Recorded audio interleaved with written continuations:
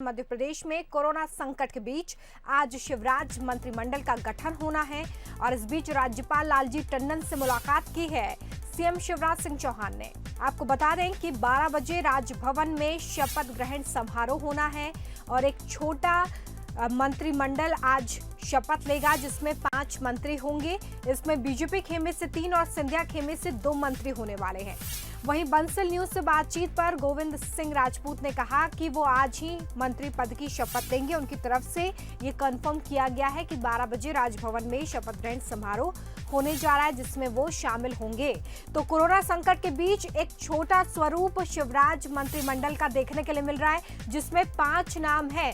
पहला नाम आपको बताएं हम तो डॉक्टर नरोत्तम मिश्रा दतिया से विधायक हैं, पूर्व मंत्री भी रह चुके हैं, उनका नाम इसमें सबसे पहले ऊपर नजर आता है। उसके बाद कुछ और नाम जिसमें तुलसी सिलावट हैं, गोविंद सिंह राजपूत हैं, कमल पटेल हैं और मीना सिंह है। तो ये तमाम नाम जो मंत्रिमंडल में शामिल किए गए हैं। विशेष संवाददाता विजय मांडे हमारे साथ फोन लाइन पर है।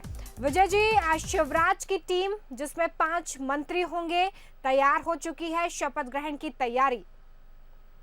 बिल्कुल रोमिता, और काफी छोटी टीम इस बार शिवराज सिंह चौहान अपनी बनाएंगे क्योंकि हालात इस समय ऐसे हैं कि बड़ा मंत्रिमंडल का गठन नहीं किया जा सकता। लेकिन 3 मई के बाद जैसे कहा जा रहा है जब लॉकडाउन का दूसरे फेज खुलेगा उसके बाद जरूर तय हो सकता है, एक बड़ा स्वरूप मंत्रिमंडल का सामने आ सकता है। क्योंकि मध्य प्रदेश विधानसभा के जो आंकड़े हैं उसके हिसाब से देखें 230 की स्ट्रेंथ है, 15% आप मंत्री बना सकते हैं जिसमें आंकड़ा होता है 35। तो मुख्यमंत्री को मिलाकर ये 35 होते हैं। तो इस तरह से आप 34 मंत्री बना सकते हैं मध्य प्रदेश में। तो अभी लेकिन क्योंकि कोरोना संकट है और लगातार बहुत सारे विभागों की जिम्मेदारी खुद मुख्यमंत्री संभाल रहे हैं, हालांकि एक टास्क फोर्स बनाई गई है, लेकिन जो मंत्री रहेंगे वो अपने अपने विभागों को अच्छी तरह से मॉनिटरिंग कर सकेंगे। इसीलिए ये छोटा मंत्रिमंडल बनाया जा रहा है और 5 मंत्री बनाए जा रहे हैं। तो इसका मतलब आप समझिए कि 5 प्रमुख विभाग जो है उनको लेकर जरूर उनमें बंटवारा होगा। जो प्रमुख विभाग जिस तरीके से जरूरत इस समय गृह विभाग, स्वास्थ्य विभाग, खाद्य विभाग और दूसरे इनसे सपोर्टिंग विभाग है जो कोरोना संकट से लगातार जुड़े हुए हैं, नगरीय प्रशासन आप ले लीजिए उसमें। तो ये 4 या 5 विभाग जो महत्वपूर्ण हैं, जो जिनकी वजह से इस संकट से निपटा जा सकता है, तो वो विभागों के मंत्री बनाए जाएंगे। और बहुत छोटा इसीलिए है क्योंकि अभी ज्यादा जरूरत ऐसी महसूस नहीं हो रही है, लेकिन 3 तारीख के बाद एक्सपेंशन हो सकता है। तो कुल मिलाकर अभी 12 बजे का समय तय है। राजभवन पहुंचे हैं मुख्यमंत्री शिवराज सिंह चौहान, राज्यपाल से उन्होंने मुलाकात की है और एक बहुत सादे समारोह में ये पूरा मंत्री अपनी शपथ लेंगे। जिस तरीके से खुद मुख्यमंत्री ने 23 तारीख को शपथ ली थी, बहुत सादा समारोह था और उसमें मीडिया की भी कोई एंट्री नहीं थी। तो इस तरह से सारे लोग जो है शपथ लेकर अपने कामकाज में जुट जाएंगे। जी विजय जी, जिस तरह से 5 नाम हैं, एक छोटा स्वरूप कैबिनेट का नजर आ रहा है, इन नामों को देखकर क्या हम ये भी समझें कि जातिगत समीकरण और अंचलों को साधने का प्रयास भी भरपूर तरीके से किया गया है? हालांकि कैबिनेट छोटी है लेकिन कोशिश इसी तरह से हुई है। कैसे देख रहे हैं आप इसे? बिल्कुल आपने सही इसका आकलन किया है। देखिए, आप नरोत्तम मिश्रा कैबिनेट में शामिल हो रहे हैं, वो ग्वालियर चंबल अंचल से आते हैं और जातिगत तौर पर बात करें, जातीय समीकरण की बात करें तो ब्राह्मण वर्ग से आते हैं। दूसरी तरफ तुलसी सिलावट मालवा अंचल से आते हैं, चूंकि उन्होंने कांग्रेस से इस्तीफा देकर बीजेपी ज्वाइन की है और वो सांवेर विधानसभा क्षेत्र से विधायक थे, वहां से इस्तीफा दिया उन्होंने। तो मालवा बेल्ट से प्रतिनिधित्व तुलसी सिलावट का है और अनुसूचित जाति वर्ग से वो आते, तो जाति समीकरण की हम ये बात करें। दूसरी तरफ मीना सिंह जो अनुसूचित जनजाति यानी एसटी वर्ग से आती है और इधर महाकौशल से प्रतिनिधित्व करती है, तो उनको वहां से मंत्री बनाया जाना इस बात की तरफ संकेत है। कमल पटेल जो है वो नीचे जो आप देखिए निमाड़ का जो बेल्ट है, पश्चिम निमाड़, उस तरफ से आते हैं, हरदा से और पिछड़ा वर्ग के हैं। तो कमल पटेल को ये जिम्मेदारी मिलती तो ये जाति संतुलन साधने की कोशिश है। और गोविंद सिंह राजपूत बुंदेलखंड से नेता हैं और ठाकुर वर्ग से आते हैं, तो इस तरह से क्षत्रिय वर्ग से आते हैं। तो इस तरह से सभी जातीय समीकरण और क्षेत्रीय संतुलन हम देख सकते हैं।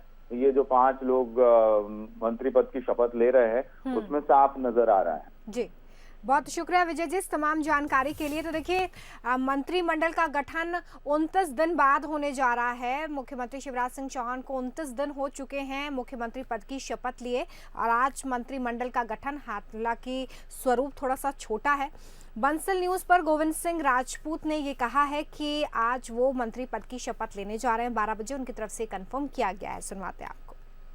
चुनौतीपूर्ण स्थितियां हैं पूरे दुनिया की, भारत की, मध्य प्रदेश की। इन परिस्थितियों में दिन रात परिश्रम के साथ, क्योंकि ये जो टीम है, जो 5 लोगों की टीम मानी जा रही है, ये मध्य प्रदेश के लिए बहुत महत्वपूर्ण टीम है। कोरोना से लड़ाई को लेकर तो बहुत महत्वपूर्ण जिम्मेदारी है। बहुत चुनौतीपूर्ण परिस्थितियों में ये दायित्व आपको मिलने जा रहा है।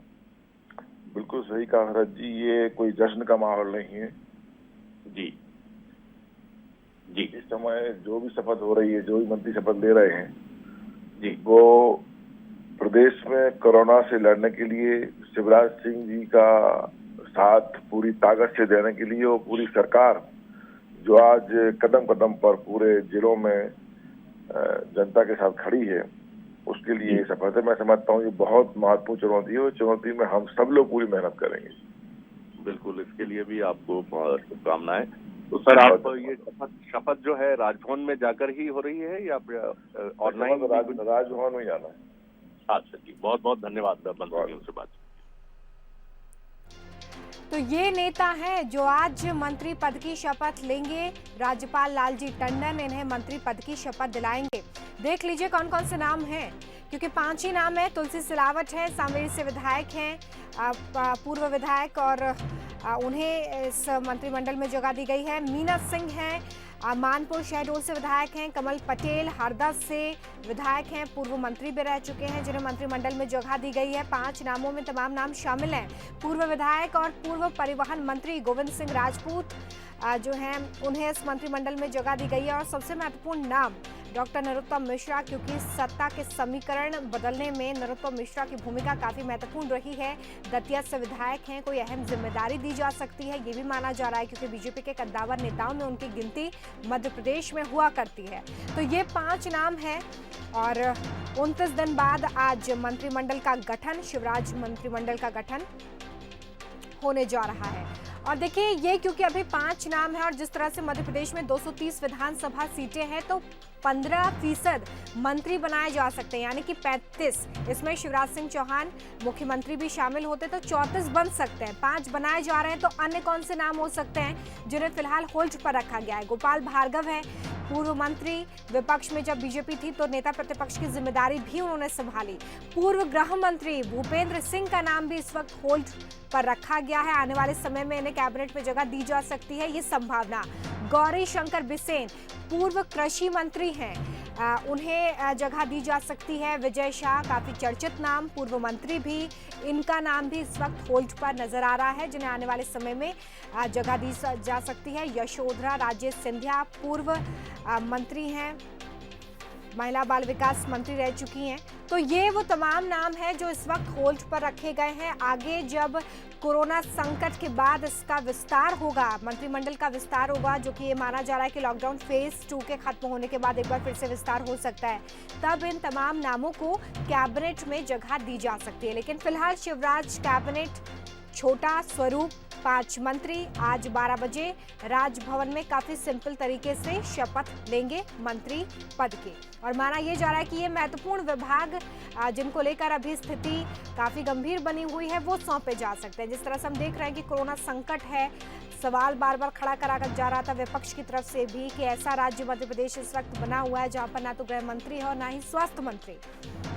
और ऐसे में आज शिवराज कैबिनेट का गठन, 5 मंत्री, सीधे तौर पर इन नामों को देखकर आप ये भी समझ सकते हैं कि जातिगत समीकरण साधने की कोशिश की गई है, साथ ही क्षेत्रीय समीकरण साधने का भी भरपूर प्रयास हुआ है। हमारे साथ वरिष्ठ पत्रकार शिव अनुराग पटेरिया जी फोन लाइन पे जुड़ गए हैं। सर, मैं आपसे ये समझना चाहूंगी कि 5 मंत्री, 5 अंचल, 5 जातिगत समीकरण साधने की कोशिश हुई है, आप कैसे देख रहे हैं?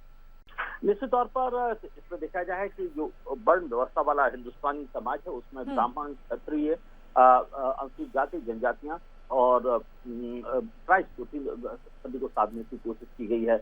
ब्राह्मण के तौर पर नरोत्तम मिश्रा एक बड़े चेहरे के तौर पर मौजूद हैं। गोविंद सिंह राजपूत ठाकुर हैं और वो बुंदेलखंड का रिप्रेजेंट करते हैं। इसके अलावा तुलसी सिलावट अनुसूचित जाति से आते हैं और वो रिप्रेजेंट करते हैं मालवा को। मीना सिंह अनुसूचित जनजाति की हैं, यानी ट्राइब की हैं, वो जनजातीय क्षेत्र को रिप्रेजेंट करती हैं। और कमल पटेल ओबीसी के एक बड़े चेहरे हैं, बड़े नेता हैं और काफी धारदार व्यक्ति माने जाते हैं। तो मुझे लगता है कुल मिला के क्षेत्रों को, जातियों को समेटने की कोशिश की गई है। दूसरा, भविष्य में जिन लोगों को रोकना है उनकी भी रणनीति इसमें साफ समझ में आ जाती है। अगर नरोत्तम मिश्रा मौजूद है तो दूसरे ब्राह्मण चेहरों को आप रोक सकते हैं, कमजोर कर सकते हैं। अगर गोविंद सिंह है तो जो दूसरे उस क्षेत्र के लोग हैं उनको कहीं बैलेंस कर सकते हैं। तो मुझे लगता है इसमें भविष्य की रणनीति भी है, वर्तमान की व्यवस्था भी है। जी, चलिए आप मेरे साथ बने रहें। पटेरिया जी हमारे साथ, हमारे चैनल हेड शरद द्विवेदी भी फोन लाइन पे जुड़ गए हैं। शरद जी, बड़े नाम होल्ड पर रखे गए हैं जो काफी अनुभवी हैं, कई बार महत्वपूर्ण विभाग उनके पास रहे हैं। इससे आप कैसे देखते हैं कि आने वाले समय में थोड़ी मुश्किल होने वाली है क्या बीजेपी के लिए? देखिए, राजनीति का नाम ही समायोजन है, चुनौती है, नए नए समीकरण है। और जैसा हम बार बार कह रहे थे कि ये फ्यूजन की सरकार है, ये एक सम्मिश्रण सरकार है जिसमें कांग्रेस से आया एक बड़ा धड़ा अब बीजेपी का हिस्सा बनकर उसके साथ है। तो जाहिर तौर पर बहुत सारी चीजें ऐसी हैं जो अब नए राजनीतिक समीकरणों को जन्म देंगी रोमिता। और जब नए राजनीतिक समीकरण जन्म लेते हैं तो जो पुराने समीकरण हैं उनको आंच आती है, उनको ठेस पहुंचती है और उसकी वजह से नाराजगी और दूसरी चीजें पैदा होती हैं। फर्क सिर्फ ये है कि बीजेपी जो है, बीजेपी एक बहुत ही मजबूत कलेवर वाली पार्टी है और बीजेपी इन सारी चीजों को बहुत ताकत से न सिर्फ झेलती है बल्कि उनसे रास्ते भी निकालती है। अगर किसी की जगह कांग्रेस होती तो कांग्रेस में आज पहले दिन ही दरारें नजर आने लगती। तब तक हम देखते कि नेताओं के विरोधाभासी बयान सामने आने लगते, अलग अलग रीजन से। जैसे राजेंद्र शुक्ला जी अभी विंध्य से एक बहुत तगड़े उम्मीदवार हैं, वो तो विंध्य से अगर कांग्रेस होती है तो विंध्य से नेताओं के इस्तीफे या दबाव बनाने की कोशिशें शुरू हो जाती। तो ये एक बड़ा अंतर है बीजेपी और कांग्रेस के कलेवर में। तो बीजेपी के लिए यही सबसे बड़ी उम्मीद है कि वो इन तमाम चीजों पर, जैसे मुझे लगता है कि आप देखें अगर इन पांचों वरिष्ठ विधायकों को जो मंत्री होने जा रहे हैं कुछ देर बाद, इनमें शिवराज जी के जो बिल्कुल स्टांच सपोर्टर्स हैं उनमें कोई भी बड़ा नाम इसमें उस तरह से नजर नहीं आता है। तो जाहिर तौर पर शिवराज जी ने ही सब राजी किया है कि आपके एडजस्टमेंट्स बाद में होंगे। अभी जो परिस्थितियां हैं उसमें हमें देश काल राजनीतिक माहौल को देखते हुए इन्हीं नामों पर मुहर लगानी पड़ेगी। और उन सब ने उसको राजी खुशी, गोपाल भार्गव जी, भूपेंद्र सिंह, रामपाल सिंह, राजेंद्र शुक्ला जैसे नेताओं ने उसको बहुत स्वीकार किया। ऐसा नहीं है कि उनके मन में इसको लेकर ये बात नहीं होगी, क्योंकि सारे सीनियर लीडर हैं और शिवराज जी के बहुत विश्वसनीय साथी हैं। लेकिन सब बिना किसी आवाज के सब अपने अपने क्षेत्रों की तरफ लौट गए और अपने समय का, अपनी पारी का वो इंतजार करेंगे। तो ये फर्क है एक बड़ा बीजेपी में। परिस्थितियां बदली हैं, चुनौतियां बदली हैं, लेकिन वो चुनौतियां अधिक बड़ी चुनौती मैं अभी भी कहूंगा कि वो बीजेपी से अधिक सिंधिया खेमे की तरफ है कि उनके नेता संयम रखें। और मुझे लगता है वो रखेंगे संयम, क्योंकि शिवराज और महाराज यानी सिंधिया साहब और शिवराज जी के बीच में जो एक जिस तरह की ट्यूनिंग हमने देखी है बीते कुछ महीनों में, तो उस ट्यूनिंग की वजह से मुझे लगता है कि चीजें बहुत स्मूथली आगे बढ़ेंगी, बढ़ सकती हैं। और ये मध्य प्रदेश की राजनीति का एक नया, बेहद नया और बेहद महत्वपूर्ण समीकरण भी है, जिसमें शिवराज और महाराज अपनी अपनी भूमिका बहुत महत्वपूर्ण तरीके से निभाएंगे। रोमिता जी, हमारे साथ खुद पूर्व मंत्री गोपाल भार्गव जो है वो फोन लाइन पे जुड़े हुए हैं। सर, बहुत स्वागत है आपका बंसल न्यूज पर। नमस्कार सर, 29 दिन बाद आखिरकार मंत्रिमंडल का गठन होने जा रहा है, जिसमें 5 मंत्री हैं। हालांकि परिस्थितियां अभी काफी बिगड़ी हुई हैं कोरोना संकट को लेकर, तो ऐसे में ये 5 नाम काफी महत्वपूर्ण होते हैं। लेकिन आने वाले समय में हम कब तक माने कि और विस्तार हो सकता है? अब ये तो पार्टी बता सकती है, मुख्यमंत्री जी बता सकते हैं जी। मैं तो इस बारे में कहने के लिए ना कुछ न किसी तरह से अधिकृत हूँ और ना कुछ मेरा ये विषय है जी जी। वो शरद जी हमारे सीएम साथ बताए। जी शरद जी भी हमारे साथ जुड़े हुए हैं। शरद जी, गोपाल भार्गव जी हमारे साथ फोन लाइन पर हैं। बिल्कुल। देखिए रोमिता, थोड़ी देर पहले हम यही बात कर रहे थे, गोपाल जी का मैं बहुत स्वागत करता हूं कि ये फर्क है बीजेपी में और कांग्रेस में बिल्कुल कि यहाँ जो भी तमाम सीनियर लीडर हैं, निश्चित तौर पर गोपाल भार्गव जी, उनकी वरिष्ठता, उनका अनुभव, कैबिनेट में उनकी जगह को लेकर किसी को संशय नहीं है। लेकिन इन तमाम नेताओं ने मौजूदा परिस्थितियों को देखते हुए, गोपाल जी हम यही बात कर रहे थे कि बीजेपी का यही जो एक अनुशासित कलेवर है कि पार्टी का जो डिसीजन है वो सर माथे है, यही बीजेपी की सबसे बड़ी ताकत है, क्या कहेंगे? ये बात सही है कि संगठन हम लोगों में सर्वोपरि होता है और पार्टी जो फैसला करती है उसमें हम लोग कोई मेन मेक भी नहीं निकालते, निकालना भी नहीं चाहिए। अनुशासन निकालते, पार्टी का नेतृत्व जो तय कर देता है वो सोच समझ के करता होगा और इसलिए हम ये मान के चलते हैं कि जो भी है, अब इसमें कौन वरिष्ठ है, कौन कनिष्ठ है, कौन ज्यादा अनुभवी है, कौन ज्यादा जनाधार वाला है, कौन नहीं है, किस जाति का है, किस धर्म का है, ये सब बातें सेकेंडरी हैं। मुख्य विषय है पार्टी, और पार्टी जो तय करती है उसको स्वीकार करते हैं। जी जी। वर्तमान परिस्थितियों में बहुत ही चैलेंजिंग सिचुएशन है और इन परिस्थितियों में कोर ग्रुप तो पार्टी ने बनाया ही है, जिसके आप सब लोग एक अहम किरदार हैं। लेकिन इन परिस्थितियों में ये पहला जो विस्तार है और इन जो संभावित 5 चेहरे हैं, इन पर एक बड़ी जिम्मेदारी रहेगी कि इन परिस्थितियों में मध्य प्रदेश को बहुत सुरक्षित तरीके से आगे ले जाएं। जी निश्चित रूप से 5 लोग जो हैं वो मिलके, और मैं मान के चलता हूं कि कोरोना से भी निपटेंगे और प्रदेश को की विकास के लिए गति देंगे। जन समस्याएं जो उनको भी हल करने में पूरी सक्षमता के साथ में काम करेंगे जी। और मुझे विश्वास है कि शिवराज जी के नेतृत्व में जो भी मंत्रिमंडल बना है और उसका आकार जितना भी हो, जितने भी उसमें सदस्य हों, लेकिन मैं मान के चलता हूं कि उनकी क्षमताओं का उपयोग प्रदेश के हित में होगा। जी जी जी। बहुत बहुत धन्यवाद गोपाल जी, और आपको भविष्य के लिए शुभकामनाएं ढेर सारी। जी रोमिता।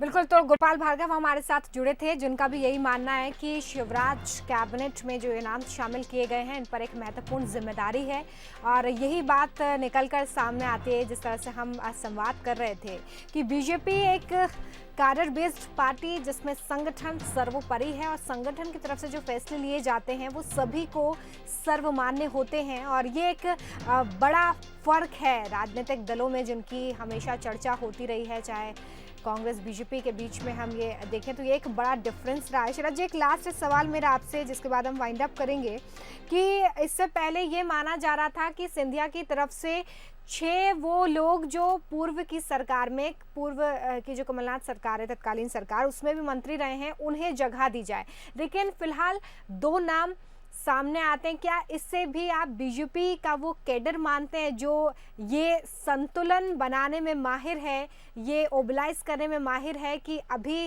यही नाम होंगे और आगे जब विस्तार होगा तो और नामों पर भी चर्चा संभव होगी, जगह दी जा सकती है? देखिए रोमिता, सबसे महत्वपूर्ण बात जो हम बार बार कह रहे थे कि कोरोना के चलते एक बड़े मंत्रिमंडल का गठन कुछ चुनौतियां भी उत्पन्न कर सकता था और विपक्ष को भी एक आलोचना का मौका दे सकता था कि इन परिस्थितियों में एक बड़े मंत्रिमंडल का गठन किया गया और बड़ा मंत्रिमंडल का गठन जो है वो भोपाल में फिर कार्यकर्ताओं का जमावड़ा, इन सब की संभावनाओं से इनकार नहीं किया जा सकता था। मुझे लगता है ये एक बड़ा कारण तो ये भी था। और दूसरा, अभी भी देखिए मंत्रिमंडल एक ऐसी कवायद है, खासतौर से अगर मैं बात करूं वर्तमान परिस्थितियों कि जहां पर ज्योतिरादित्य सिंधिया जी की एक अहम भूमिका है और कांग्रेस से बीजेपी में शामिल हुआ एक बड़ा धड़ा अब बीजेपी के साथ खड़ा है, तो इसके जिस तरह का एक पॉलिटिकल डिस्कशन का समय चाहिए वो डिस्कशन का समय दोनों पक्षों को पूरी तरह मिला नहीं है, क्योंकि जिस तरह से 25 मार्च के आसपास हमने देखा सरकार का गठन हुआ और उसके बाद की जो परिस्थितियां हैं तो पूरा समय मिला नहीं है। जी। तो पूरा समय मिलने के बाद ही एक विस्तारित मंत्रिमंडल सामने आए। रोमिता, बिल्कुल, बहुत शुक्रिया शरद जी हमारे साथ जुड़ने के लिए। तो देखिए 12 बजे राजभवन में काफी साधारण तरीके से शपथ ग्रहण होगा।